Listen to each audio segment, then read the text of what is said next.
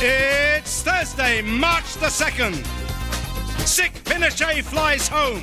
He feels better already. PlayStation 2 launched. More blisters for teenagers. Blair says, help the needy. Me first, says fat failure. Please welcome the man who loves a voluntary servicing, Mr. Ian Lee.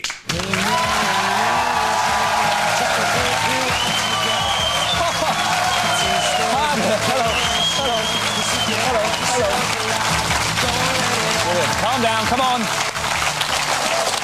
Hello and welcome to the 11 o'clock show. Now, Tony Blair wants us all to do voluntary service. And despite my calm, cool TV persona, I've actually done a lot of unpaid community work. In fact, I've only got 11 hours left to go. Still appealing against that conviction, by the way, ladies and gentlemen. That spaniel was definitely dead when I bought it. And as for incriminating evidence, who doesn't keep genitals in the fridge? I don't know.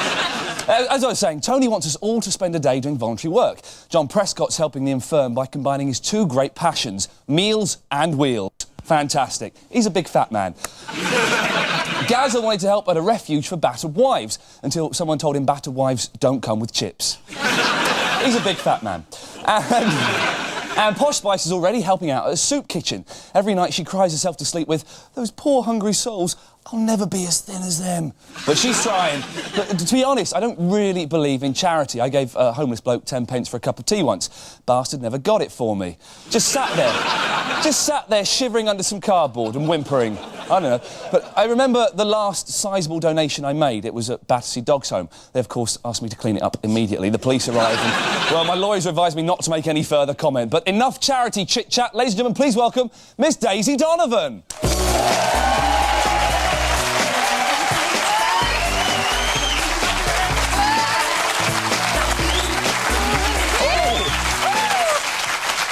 Then could be yours. Hello, good evening. Ian, I've actually done my bit like Blair, and I've spent the day bringing joy to the sick. I visited poor old General Pinochet and did what little I could to make the old man smile. I tied myself to a radiator and had his dog chew my legs off. Very sweet of you, Daisy. Yeah, it was nice. And before you ask, I knew you were going to. Here's what's coming up on tonight's show. I'll be finding out if Britain really has become a nation of thickos. With the Brit Awards tomorrow, Ben Miller is here to fill us in on the nominees and backstage sleaze. And our News Avenger meets Oxford's answer to Linford Christie, Sir Roger Bannister. But now it's time for tonight's headlines. Tonight's top stories. Jerry Adams and Martin McGuinness are said to be very excited about attending a St Patrick's Day party at the White House. It should be a good night, as they promise to leave Clinton legless. There was surprise this morning as the Big Breakfast unveiled two standing presenters for Johnny and Lisa.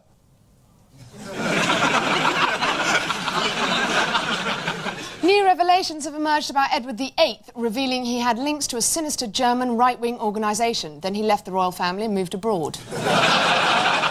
As the race for London Mayor intensifies, Frank Dobson looks for dirt in Livingston's This Is Your Life file.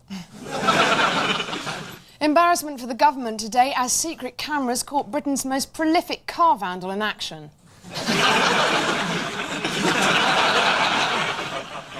Webwise men can now book a vasectomy on the internet. The site is at www.chop-ouchmymecock.com. There are ugly scenes at the official opening of the Millennium Wheel as the nation's ghost train workers took to the streets protesting against a loss of earnings.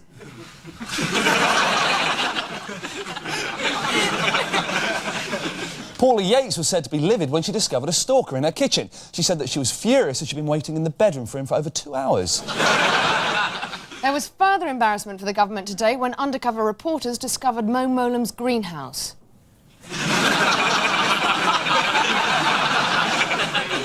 And there was amazement today as archaeologists discovered evidence that mammoths used contraception.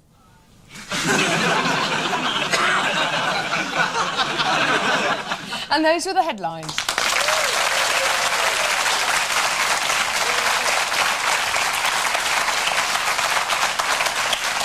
According to a survey published today, 50% of the people asked can't recognise the English flag. Now, if we extrapolate this percentage nationwide, allowing for regional fluctuations and marginal error, it means that either me or Daisy is a thicko.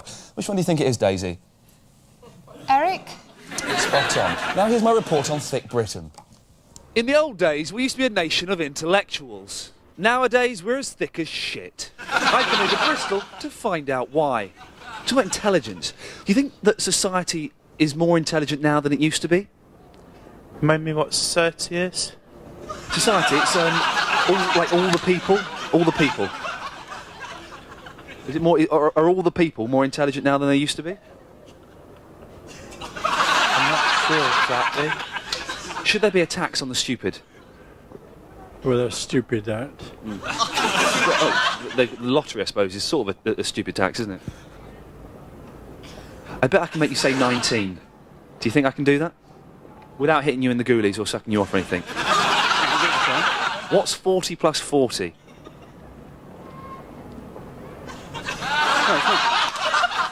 It's not What's 40 plus 40? 80. Yeah. What's 80 plus 10?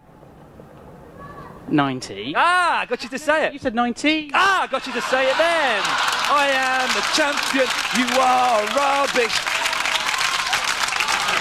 Can you help me out for just 1 second? What you need to do, that bucket has got... Can you just hold this stick for a second? Push it up. You've got to push it up.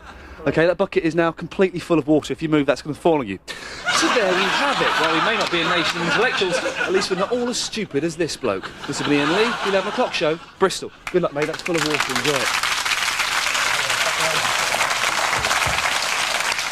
Japan leads in the world in self-centred forms of entertainment. The Walkman, music for yourself, karaoke, singing for yourself, and PlayStation, a substitute for playing with yourself.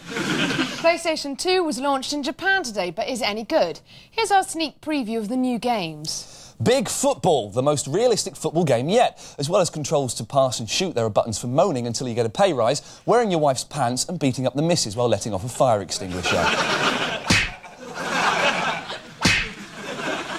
There's a new driving game that swaps the high-speed thrills and spills of the arcade for the gritty realism of a tour around Coventry's red light district, Curb Crawler 2000.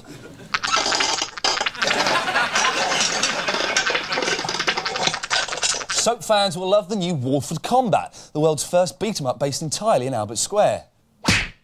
Dr. Leg wins. And finally, Victoria Beckham is jumping on the bandwagon with Posh Spice Tennis, where the characters are perfect replicas of the pop queen herself.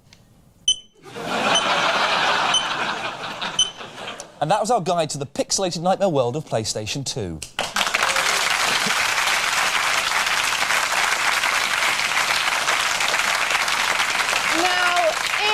Like me, you get a strange tingle whenever you see an ugly, fat, bigoted man talking bollocks, then you'll share my joy at welcoming our next guest. Or if, like me, you think Ricky Gervais is a prick, you'll go and put the kettle on. Ladies and gentlemen, Ricky Gervais.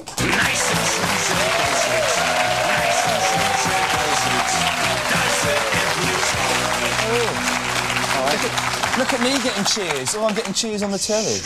Shut yourself up. Gervais. All right, Donovan. Yeah, all right.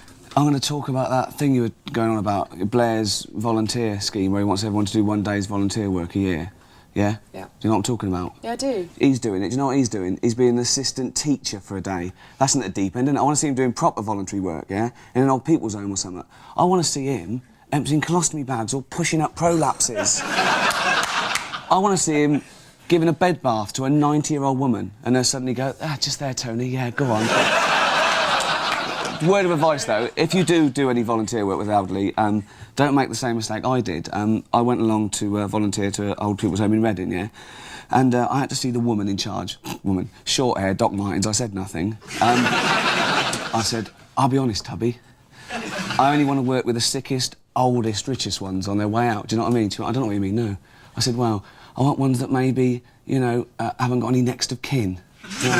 And I don't want to wash them by hand, I just want to hose them down at a distance with cold water. She said, we don't need any volunteers. Do you know, I went, you fishmonger, you're going to keep... It's a euphemism for kipper liquor.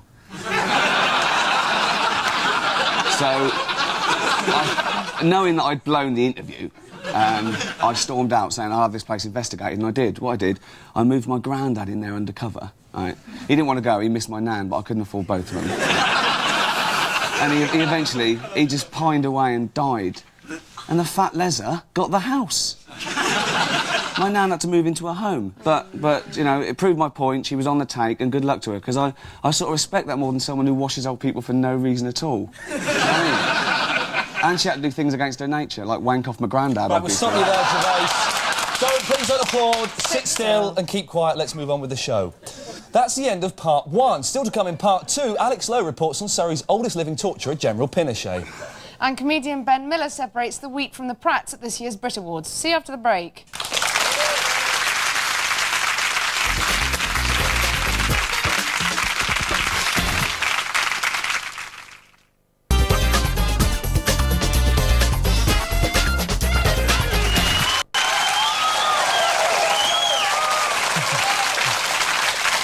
Welcome back to the 11 o'clock show on Thursday, the 2nd of March. Later on, a news Avenger gives Roger Bannister a run for his money. But first, here's another look at today's headlines.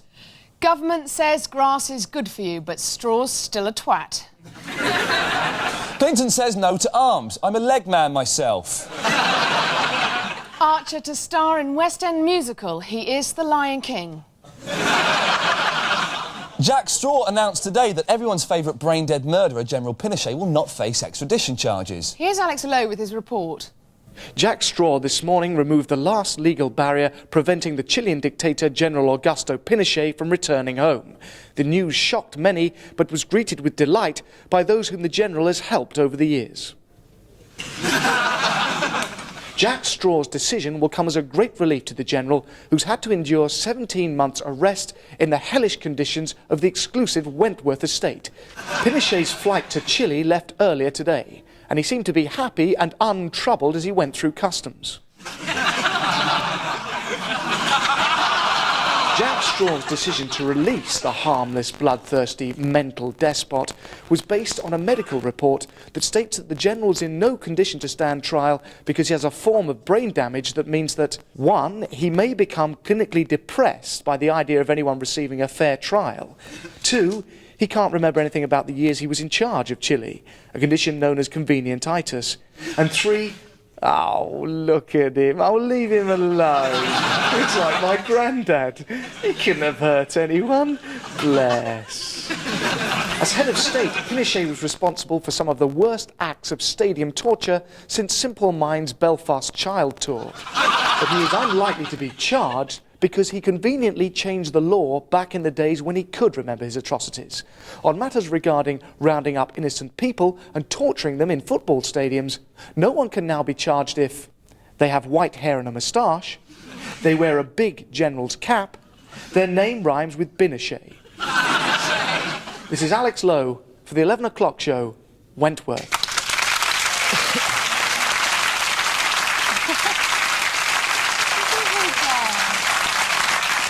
Daisy, please tell us about tonight's guest. I'm desperate to know.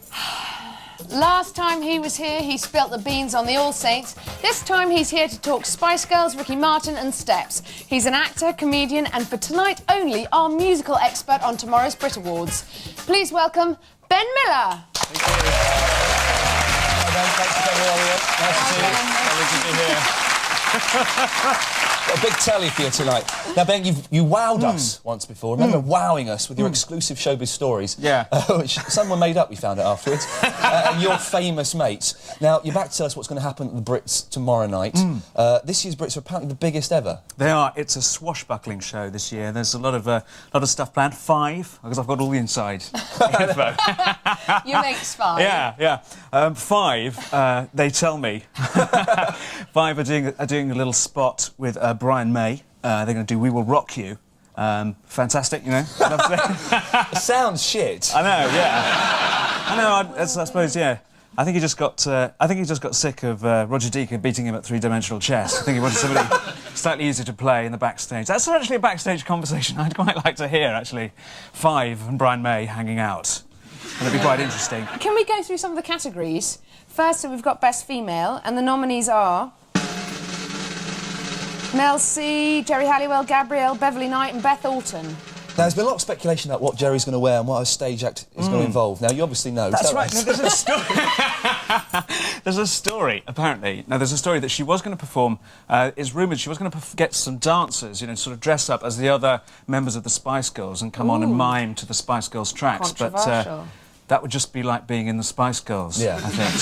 So she's decided instead she's going to come on. She's making a clitorical entrance through through some 50-foot inflatable women's legs. So I think we're going to see a lot of fun. I think we're going to see those legs ending up at the after-show party. Chris Evans possibly trying to get them into a taxi.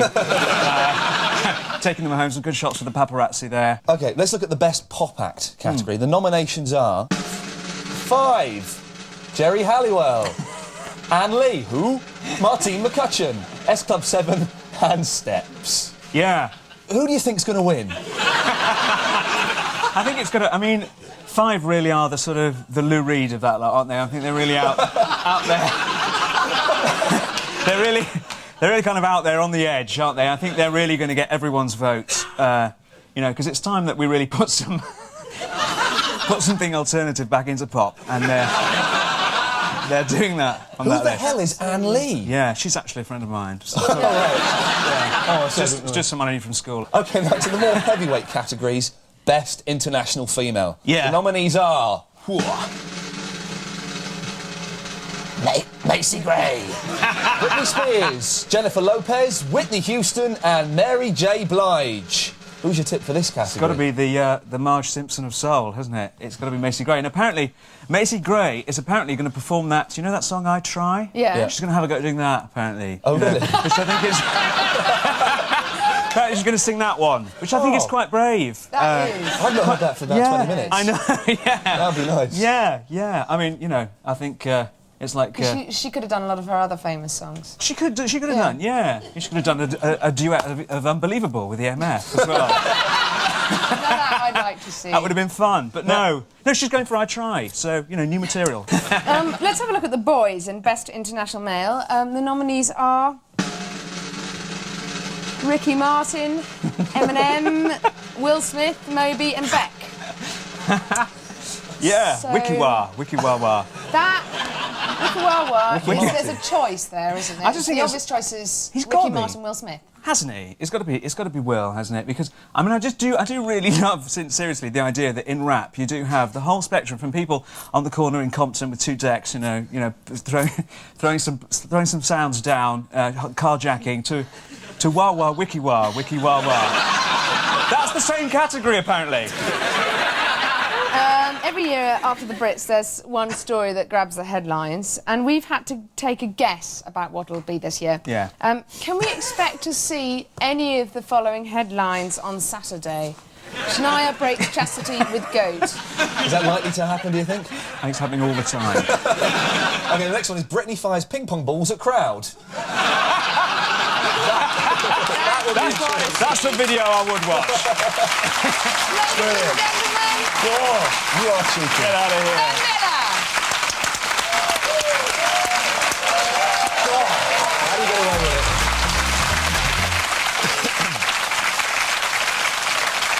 And for more on the story of General Pinochet evading trial, we'll go over live now to Alex Lowe in Wentworth. Alex, what's the latest? Well, Ian, Lady Thatcher has said how delighted she is that Pinochet has left the country. She said, this town's only big enough for one mental, old, torturing dictator.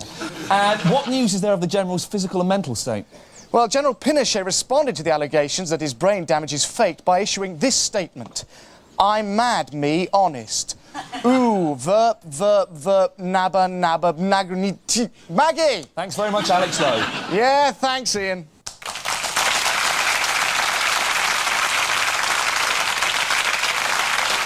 There's good and bad in everything. For every Jerry, there's a Tom. For every Richard, there's a Judy. And for every David Jason, there's a lanky, boring twat. But what's the good and bad in this week's news? Well, it's time to find out in our regular feature, Good News, Bad News. Good news.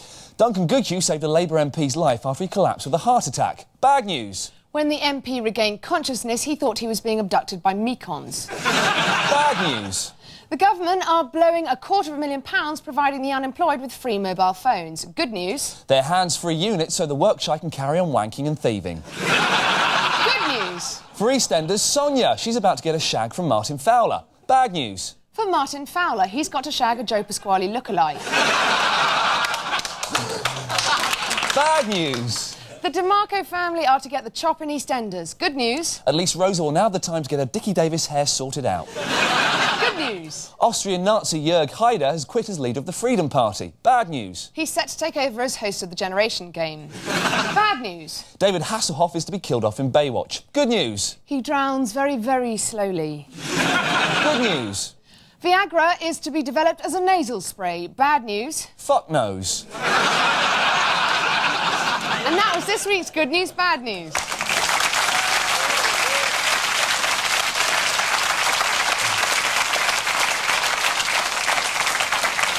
Livingston, Dobson, Molam, Jackson. What's the real story behind Roger Bannister running the 4-minute mile? The News Avenger has her own tough take on the news and goes head-to-head with Sir Roger to wring the truth out of him. Errol, that child can see.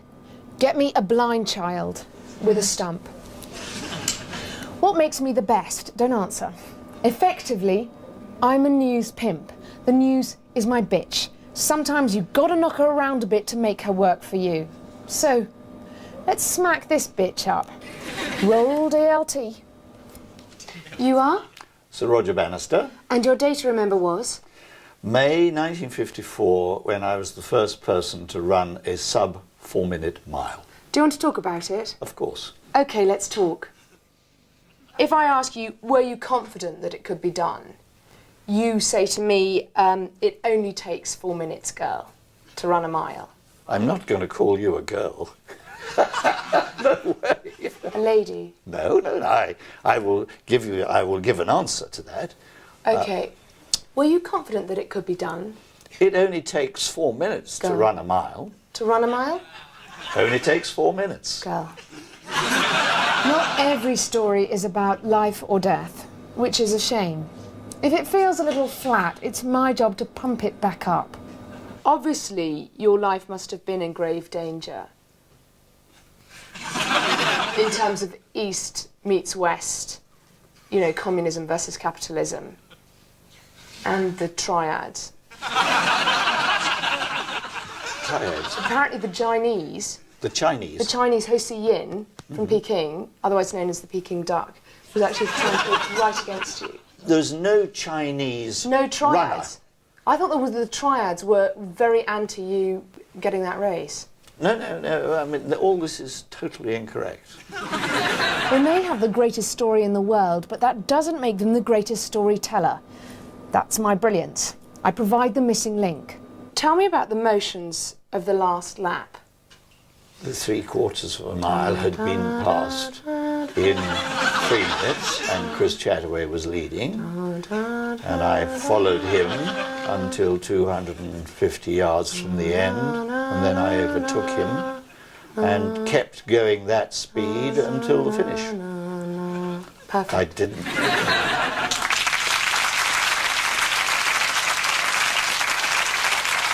That's nearly all from tonight's show. Just time to bring you the shock news that Margaret Thatcher is to join the cast of Neighbours as Harold Bishop's new wife. But finally, Ricky Gervais is here testing the boundaries of taste and decency, and we do apologise in advance. Good night. Good night. Do you think it's right to show gratuitous sex pre-Watershed on television? No. What if it's on a wildlife programme like two lions having sex? I think if it's handled with tact, probably yes. I think you have to consider children saying, "Mummy, Daddy, what's this about?" And if it's handled with tact and it's done in a natural way, I think it's probably more acceptable, yes. What if it looks like the lions are getting off on being filmed? I think that's an unlikely scenario. What if it's made obvious that they've only just met, like it's just sex, and the male lion's just walked up to her and she's let him? Well, they do tend to handle things somewhat differently in the animal world, and I think if that's explained... You don't think it makes her a slut? It makes her a slut in Reading, I don't know. Where are you from? I'm not from Reading.